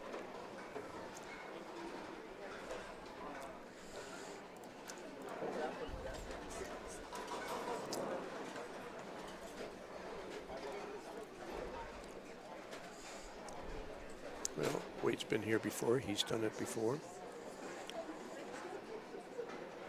So the only thing on his side is the experience. And Liam's too young to have had it. And so this is his baptism. That was a good ball off his hand. That is a good ball. And he got Oh, the break. Senior carry is what I call that. Senior carry, wow. Senior carry for Wade Scott. I have not heard that one before, so I'm going to use it. With your permission, of course, there. Yes. And Wade would probably laugh and agree with you. All right. Well, as good as that was, this is a big shot right here. You're absolutely right. Because Liam's got to match whatever Wade does.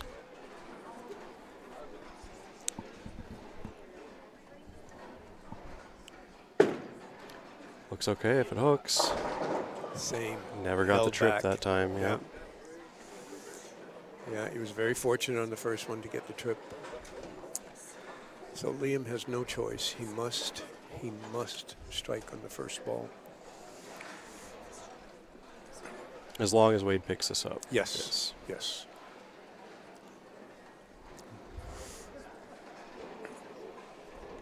So big conversion here.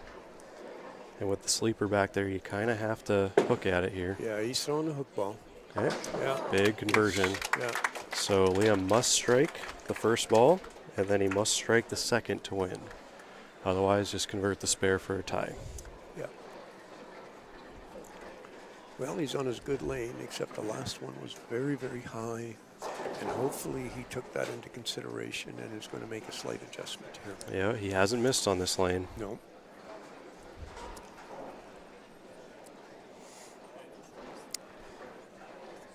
So the only thing that's going to matter here is he feeling that pressure, or is he just going to go through his routine here and throw a good ball? And not having been here before, it might make a difference. Yep. All right, Liam's got to have it. Uh-oh, tugged it. And Wade Scott's going to move on to our title match against Michael Michaela. Yeah. Great showing for Liam, taking home $800 for his efforts. Yeah, it's a tough one. He wanted it so bad, and he just, too much. He should have just let it happen. And Wade Scott does it with the senior carry. Got to be very thankful for that. All right, well, let's get a word quick with Melody. All right, I'll be back. All right, while we have a minute, let's go to our... All right, can you hear me? Yep. All right, and bringing now into our booth is Tournament Director Melody Savage. Welcome. Hi, everybody. And we did talk earlier about some possible changes here at the Manitoba Open going forward, try to boost entries a little bit. Yep. What's been the talk, and kind of what do you see happening maybe in the future? There's still a lot of people that like the 10 games. It's something we've done for 39 years and love the format because it's the grind, and then you make it to day 2. The problem is if we stay with that, it's not going to create more entries or more prize fun like a re-entry type format. So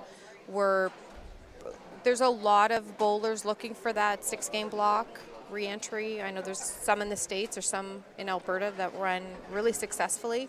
So we're looking to do I think, a 6-game block, probably Friday night, Saturday morning, and then Saturday afternoon. Any of those you can re-enter. The details of it, like what the first Yep. entry would be, and then the second would be slightly cheaper.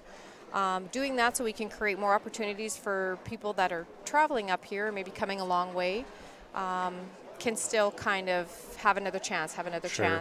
And then there's a lot of talk about something they do in other tournaments called the Desperado Squad. So one game, an amount of money, which most of it goes to the prize fund, and give someone that last shot, which sometimes is the key 24th spot, and you can actually make top 5. So, Sure. and then Sunday, looking at Sunday, probably reevaluating that and going to, if we're going to do top 24, a 12-game match play. So Sure.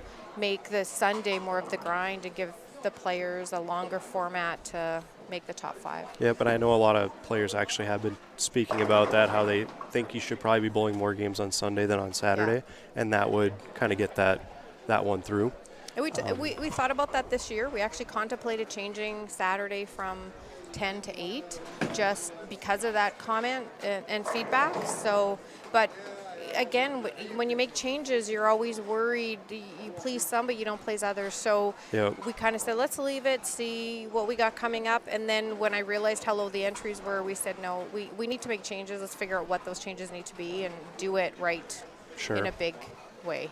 And so going forward, anybody watching, if you want more information on the Manitoba Open, they do have a Facebook group page. Yeah, it's a private group, so you have to ask to join. Yep. And then we also, on NDBowling.com, we advertise everything on our Facebook page and on the website. We do a preview article every year. We're going to do an article on Monday or Tuesday, kind of looking at this year's event and this year's champion. So you can find information in many ways, but please reach out to people. Please offer up some suggestions. And if you're in chat right now, let's see if anyone has said anything yet. And I'm Just a the few people saying hi. administrator on that Facebook page, so you can always send me a message, and I'm Sure. going to get it. And So please you keep an eye communicate. out. There will be changes next year for this event. Hopefully we can draw some more people. They did try a sweeper on Sunday for those who didn't make the cut, so that was kind of a good second chance thing for some people as well. So a lot of different things happening, and maybe we'll have more entries next year. Yeah, I can only hope so. All right. And we just want the bowlers to kind of come out and give it a try. And if you've never been here before, I don't know what the border crossing regulations are. I thought if you crossed in a car, you just need your driver's license and not a passport, if that's Right. still the same. So there isn't a lot of expense there to maybe try to come across the border and come Yep. up. It's not scary up here. It's maybe Yep. a little cold, but we're friendly and it's a lot of fun. And Absolutely. we want you to come up and try it. And if you have any questions on the border crossing, just talk to me. I come up here every year with a whole load of stuff, so Yeah. I actually find it pretty easy. So, but I have a passport, so I don't know. Yeah. We'll see. If you have any questions, again, contact Melody or myself. We'll get you the information one way or the other. So, Perfect. thank Thank you. you. all right, let's get our cameras moved over for a title match. Perfect. Get Mike again.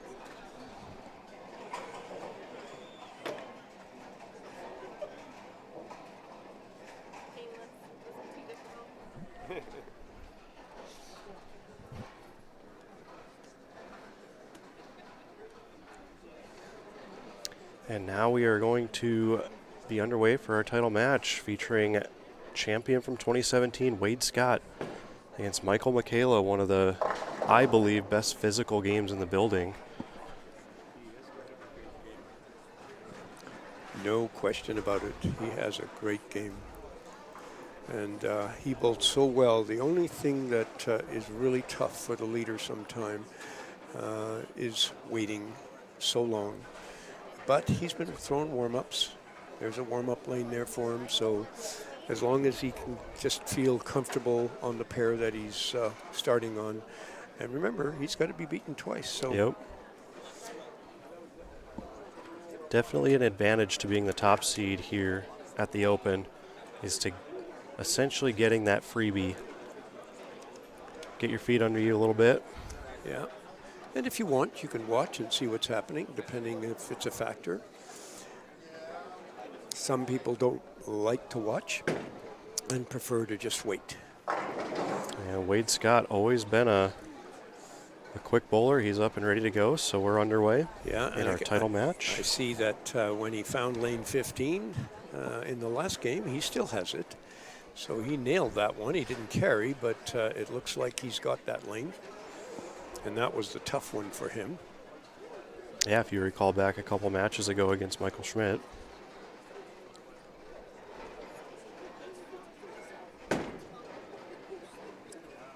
Okay, on the spare, and now we will get to know Michael Michaela out of Thunder Bay, Ontario. He is age 29, high game of 300, high series 855. His best finish here was 7th, so this is a career best for him. Yes, it is. He's won the Northern Ontario Open twice, World Cup provisionals for 2 times there, so he represented the province, I believe.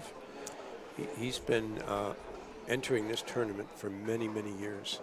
So this is a long time coming for him. He's definitely improved his game to a level where he deserves to be in the steps. And he is a master's student in exercise physiology, so very smart. His key to success is turbo rev angles, and I believe Melody said that was a in-house joke. So for any of you watching from Chateau, it kind of makes sense to me, really.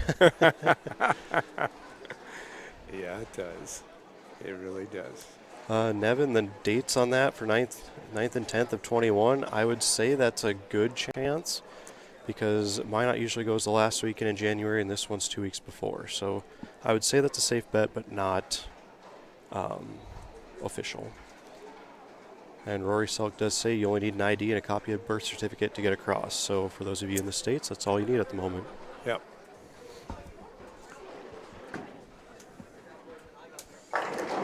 And Messenger doesn't connect. Very close, very close. Well, he looks like he's lined up. I think the left lane is, to me, it looks like it's reading up a little bit early. So we'll see what happens. I think that's why he lost that 10 pin.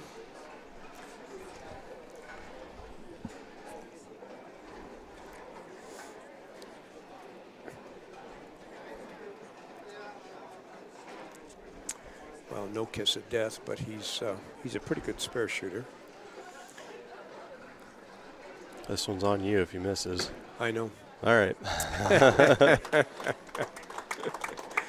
Yeah, he throws them straight. We've got a pretty good track record here in the booth when it comes to the black cloud, so. Yeah, we do have to be careful. Yes. We've done this a few times. We have. I believe this is our 6th year doing this. Is it? Believe it or not, yeah. Where does the time go? Wow. And hopefully we'll be back next year. I hope so. He's giving it room. And oh, my. And almost got the scout on that one. And I do recall mentioning when Thomas Wolfe got a messenger early in that first match, how not many of them connect in this house. The twister pins kind of don't roll. They don't fly as much as you see in other centers. And most of the time, the flyers are in front. Yep. They're not at them. They're in front, and they just bounce off and miss. On the 7 pin, Wade's normally a good spare shooter. Yeah, normally. Yeah, that was close. I had to wait until it connected there. That was very close.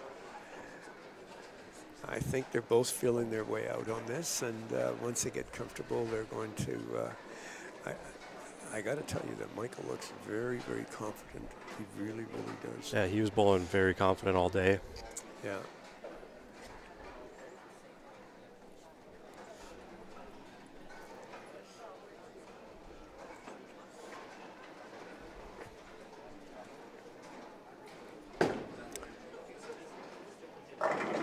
Good shot. Ball. Very good ball. So he continues to carry on 15. That his is definitely his strong lane. So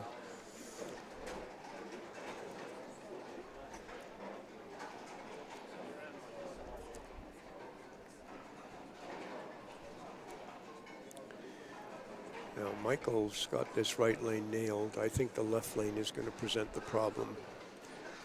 We'll see what happens.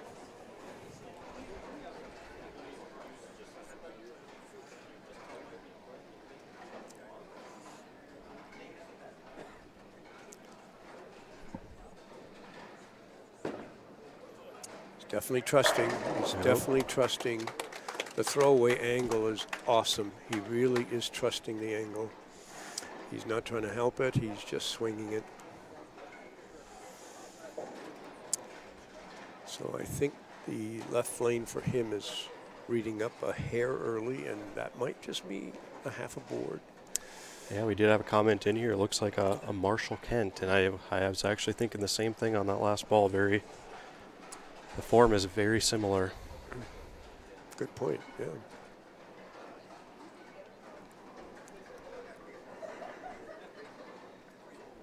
Creates just as much power with the ball as well.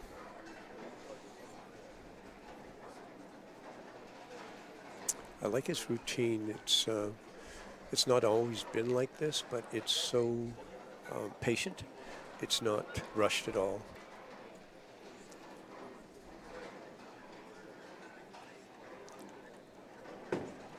He definitely played that award.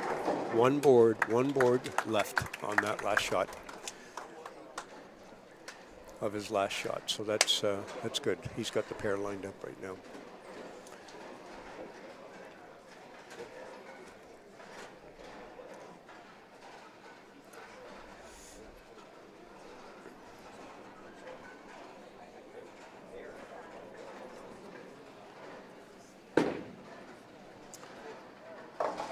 Definitely pre-turned that one. Just turned it too early. I think he's just got to trust the angle that he's playing there. It's either that or he's got to shift the line, the whole line right, rather than trying to spread his feet only. Because I don't think he's got that much room to move his feet only and swing left and get it back. Okay, get the one, get your count, regroup. Yeah. Looks to me like Michael wants to get this done the first time. I believe so too, yep.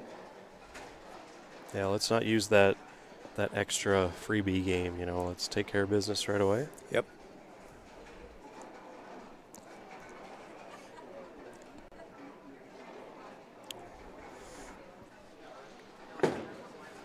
That was a good shot off his hand, but it rolled out. It definitely rolled out.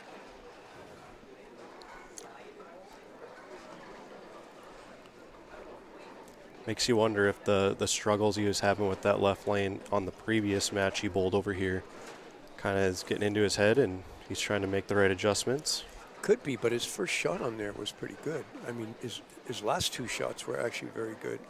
To me, it looked like he missed the turn on that one because that rolled out. It was just straight rollout.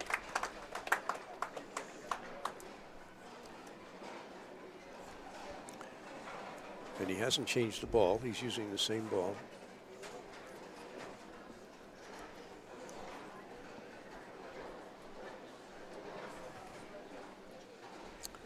I think Michael will make a statement with this ball if he can flush this one.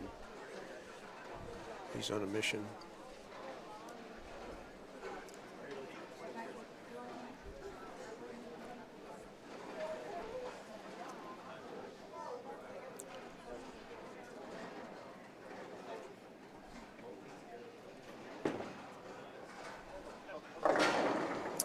Just a little right. Fortunate to get that. Oh, that'd be the 2-8.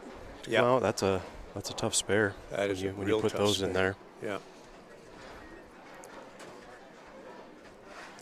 I think he missed a turn on that one. That's what it looked like to me.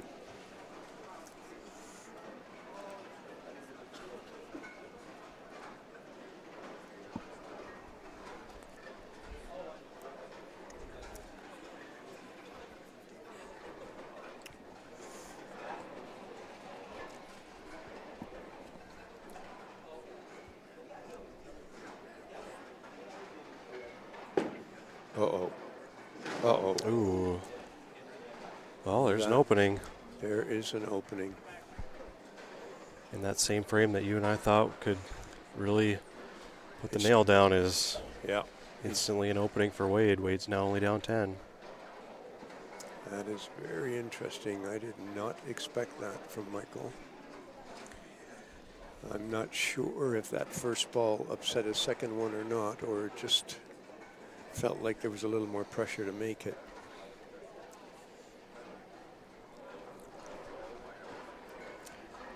The best thing he can do right now is let it go, calm down, it's gone, it can't be changed.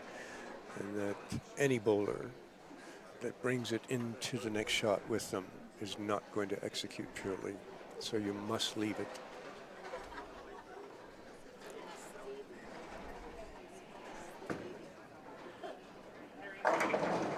Oh, good recovery shot. Good recovery shot.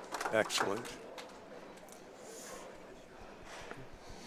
Rory Selk wants to know our top 5 payout again, and we can sure do that. 5th place took home $630, 4th place $700, 3rd place $800, 2nd place $900, and top prize is $1,400. Wow, interesting. Which, in my mind, is a pretty good payout for only 46 bowlers. So That is, it's quite amazing, and I'll tell you what made that happen. The sponsors made that happen.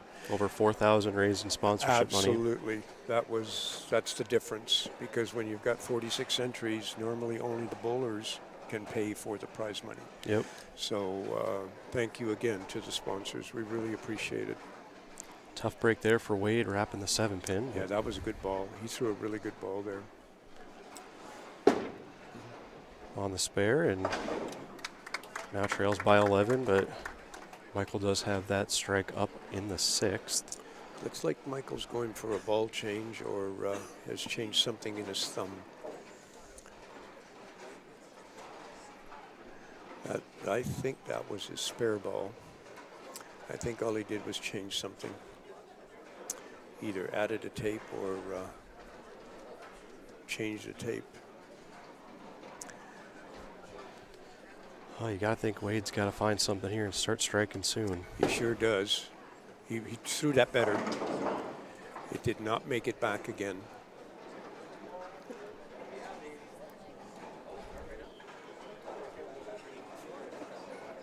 So something's changed on that lane 15 again for him, and he is frustrated. You can tell by his reaction on the way back to the approach.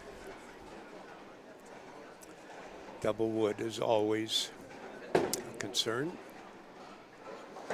Yep. It's one of those where you have to trust the ball, but the house really has other ideas. It is a tough center, isn't it? It is quite the challenge. Yes, when it comes to getting full ball roll, full ball motion, it is a tough house. Yeah, you have to keep your wits about you. You cannot take anything for granted. Well, let's see if Michael can double this up and get back into his strike line here. Yeah, he's got every opportunity in front of him now.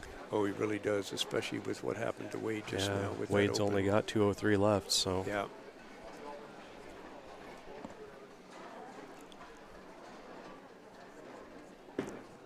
Good turn off his hand. Good ball. Yeah, great release, great release. He looked very confident on that one. And notice how he comes back. He doesn't even go straight to the left lane. Yeah, Comes regroup. back and he does his routine and starts all over. It's very easy just to kind of get amped up after that first shot. I agree. Now after this shot, if you want to get amped up, by all means, because you're going to go sitting for a little bit. So yeah, this is kind of putting the lid on the game. Yep.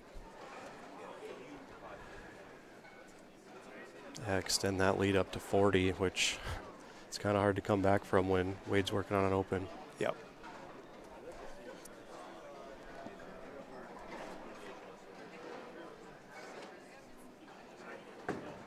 It's a good ball. Very good ball. Very good ball. Great shot there. Nice shot, Michael. Well, if you're Wade, all you can do is put some X's up on the board, and that's all you can do, and see if that'll put some pressure.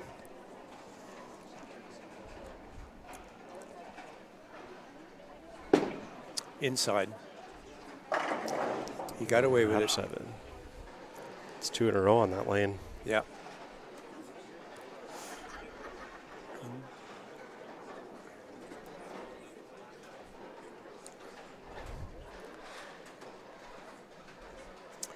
This right lane's behaving better for him, though, because he misses a bit inside. He's got some hold. He hits his line. He's got the movement. The left lane is rolling out on him. Uh-oh. Ooh, that was close. That was close. He has a tendency on his, even though he's got a plastic spare ball, to roll his hand a little bit. Yep. And you know, plastic or not, if you've got a rev rate, you're going to hit a dry spot sooner or later, and it's going to hook.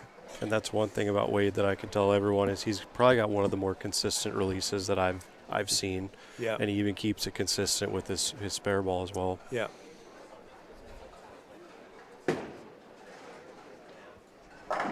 Wow, that was good. Well, Wade's got 193 left, and all Michael's got to do is keep it on the lane here. Yep. It's a pretty substantial lead when you consider he missed a spare. Yes. Which we did not expect. But when Wade doesn't have a double on the board yet, it's hard to make up. So, yeah. More or less a victory lap here as long as he keeps it on the lane. Once again, the routine never changes, though, regardless of situation.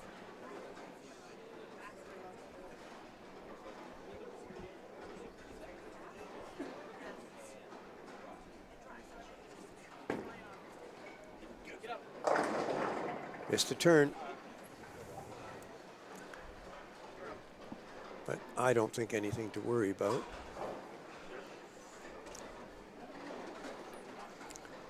Yeah, he's already in the 180s, so definitely only needs, even if he misses this, all he needs is count in the 10th. So yeah, it looks like Michael's definitely going to win this.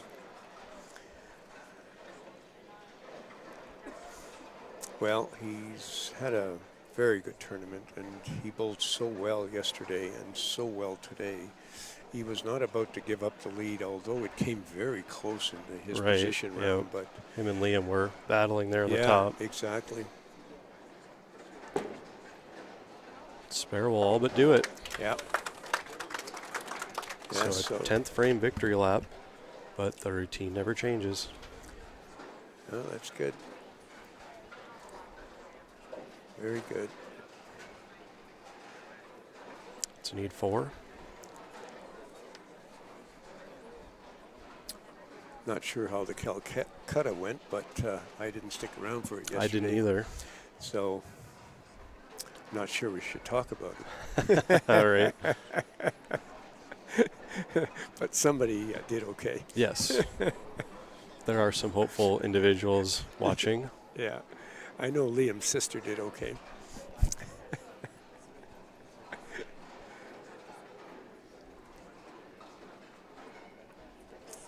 And 4 pins will officially do it. So following this match, we'll get a word with our winner.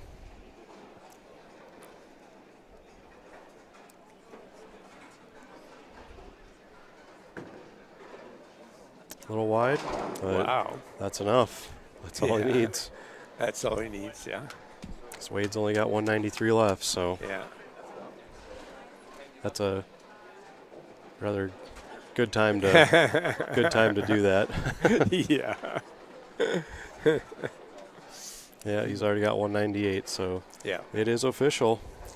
Yeah, Michael's the winner. Congratulations to him, because it's well deserved, and he's worked very, very hard through the years, continually coming back to just try again, and he really capped it off this year. And I do believe we'll be seeing both Wade and Michael on our show in future years. I believe so too, yes. Both very, very good players, very consistent players.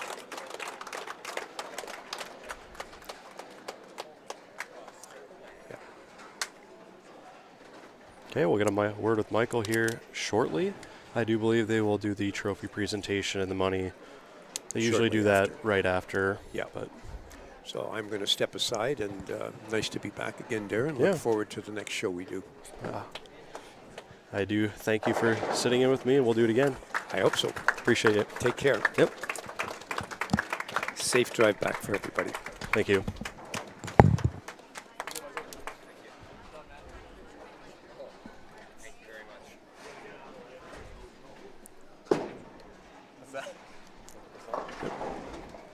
All right, we're going to get a quick word with our winner. Bring you into the booth. And Michael, can you hear me? I can. Awesome. Well, congratulations on winning the 2020 Manitoba Open. How do you feel? I feel pretty good. Yeah. I feel really tired. Yeah, well, it was at 19 games on the weekend, not counting practice. So, Yeah, I'm glad it's over. yeah. So what was your strategy this week? I know in qualifying yesterday, where did you qualify? You were fourth. Yeah. With the 21-41. What was kind of your strategy there?